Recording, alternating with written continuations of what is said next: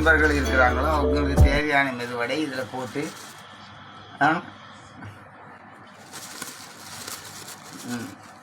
ஒரு 10 நிமிடம் ஊற வைக்கவும்.